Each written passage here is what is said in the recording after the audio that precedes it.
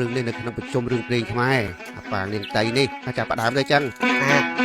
ចាស់ចាស់ថាល្ងងដូចខ្មោចជាពាក្យលេងសើចឬយ៉ាងណាមានរឿងនិទានតពីដូនតារឿងនោះឈ្មោះថាអាប៉ាងនាងតៃរដូវហើយស្រូវទុំអាប៉ាងរៀបចំរុះរាន់គ្មៀតខ្មៃទៅដេកយាមស្រូវក្បែរជើងព្រៃយកទាំងចបៃដងវែងតេងពេលថ្ងៃថែស្រែស្រូវវេលាពេលយប់នៅលើខ្ទមស្បៅដេញចាបៃច្រៀងសំនៀងក្រឡៅក្រឡេកមើលទៅងងឹតឈឹង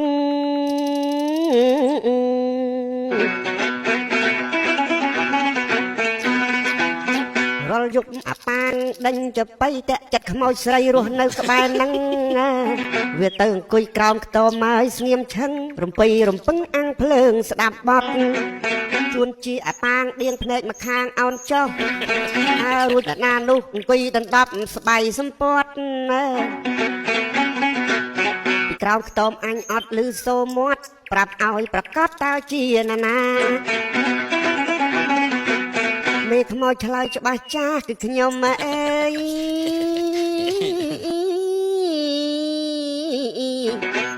អាប៉ាងថាសុំកុំមុសាជាមនុស្សឬខ្មោចទេអីស្រីជីវ៉ានាងនោះតបថាខ្មោចហើយមិនខ្មោច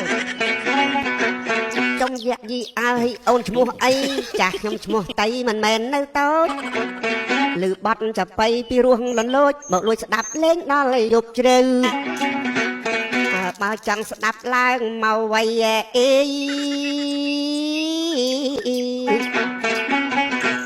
អាប៉ាងនាងតៃជួបគ្នាយូរទៅក៏មានចិត្តនៅស្រឡាញ់ពីពេលឥឡូវរួចតម្រូវយកគ្នាជាប្តីប្រពន្ធនាងតៃសួរថាព្រមយកអញធ្វើប្រពន្ធទេបើឯងវាចវេអញកាច់ក៏ទាន់ហន់អាប៉ាងថាព្រមតែកំអាលបន្ទាន់ចាំមិនជន់បានស្រូវយកទៅទុកសិនស្រី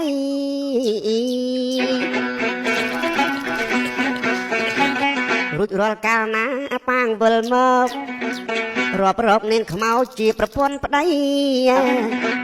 ទៅជួបបងប្អូនញាតិមេកន្តៃរួមរស់មេត្រីដរាបតទៅ